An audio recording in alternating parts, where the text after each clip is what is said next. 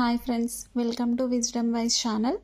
ఈరోజు మనం డిస్కస్ చేసుకునే టాపిక్ వచ్చేసి ప్రెజెంట్ టెన్స్లో sub tense, simple present tense గురించి డిస్కస్ చేసుకుందాము. నిన్నటి క్లాస్లో మనం ప్రెజెంట్ టెన్స్ యొక్క డెఫినేషన్ ఏంటి, కీవర్డ్స్, ఎగ్జాంపుల్స్, స్ట్రక్చర్, ఫామ్ ఇవన్నీ తెలుసుకున్నాం కదా. ఈరోజు సింపుల్ ప్రెజెంట్ టెన్స్ యొక్క 4 statements, positive statement, negative, interrogative ఈ 4 స్టేట్మెంట్స్ గురించి ఈరోజు మనం తెలుసుకుందాం. ఓకేనా ఫ్రెండ్స్, లెట్స్ స్టార్ట్.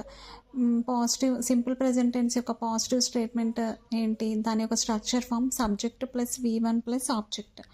అంటే ఎగ్జాంపుల్స్ ఇచ్చాను చూడండి. First one, I take coffee everyday, అంటే నేను ప్రతిరోజు కాఫీ తీసుకుంటాను.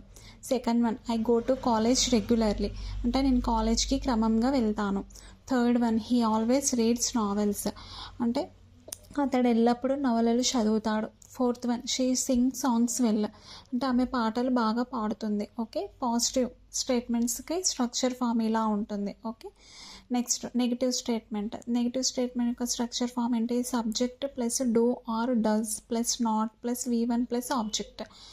ఓకే, నెగిటివ్ స్టేట్మెంట్ అంటే నాట్, నో అనేది, అంటే లేదు, కాదు అనే చెప్పడానికి ఈ సందర్భాలలో మనం ఈ విధంగా యూజ్ చేయాలి helping వర్బ్ని.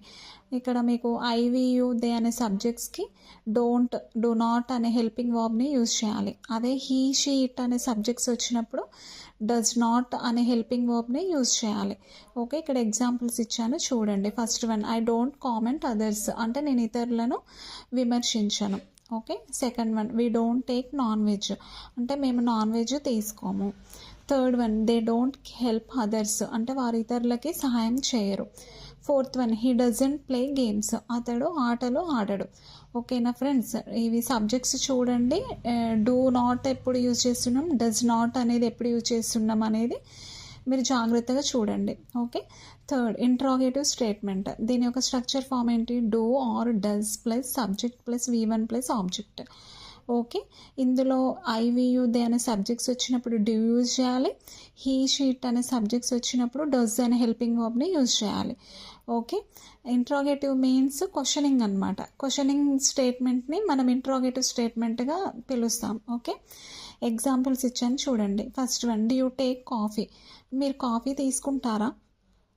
Second one, do they talk to you, వారు మీతో మాట్లాడరా. Next third one, does he do exercise daily, అతడు ప్రతిరోజు వ్యాయామం చేస్తాడా.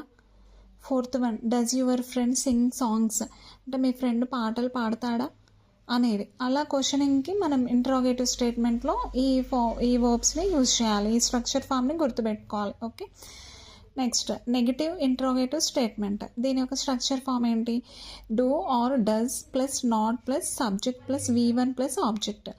ఇక్కడ ఐవియు దే అనే సబ్జెక్ట్స్ వచ్చినప్పుడు డోంట్ అనేది యూజ్ చేయాలి. హీ, షీట్ అనే సబ్జెక్ట్స్ వచ్చినప్పుడు డజంట్ అనేది యూజ్ చేయాలి. ఓకే, ఎగ్జాంపుల్స్ ఇచ్చాను చూడండి. డోంట్ యూ డూ మెడిటేషన్, అంటే మీరు ధ్యానం చేయరా. Second one, don't they play cricket, వారు క్రికెట్ ఆడరా. Third one, doesn't she agree, ఆమె ఒప్పుకోదా. Fourth one, doesn't she talk to you, ఆమె మీతో మాట్లాడదా. Fifth one, doesn't he take lunch, అతను లంచ్ చేయడా అనేవి నెగిటివ్ ఇంట్రాగేటివ్లో యూజ్ చేస్తామన్నమాట.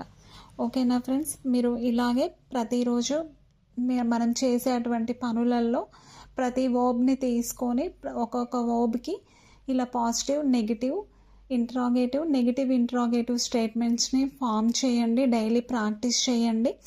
చక్కగా మీరు ఇంగ్లీష్ మాట్లాడగలుగుతారు. అలాగే ప్రతి కాంపిటేటివ్ ఎగ్జామ్లో ఇంగ్లీష్ ఎగ్జామ్ క్వశ్చన్స్కి మీరు ఆన్సర్ చేయడానికి స్కోప్ ఉంటుంది ఫ్రెండ్స్. ఓకే, ఈ వీడియో కనుక మీకు నచ్చినట్లయితే లైక్ చేయండి, సబ్స్క్రైబ్ చేయండి. మరిన్ని వీడియోస్ కోసం ఇలానే చూస్తూ ఉండండి. ఓకేనా ఫ్రెండ్స్.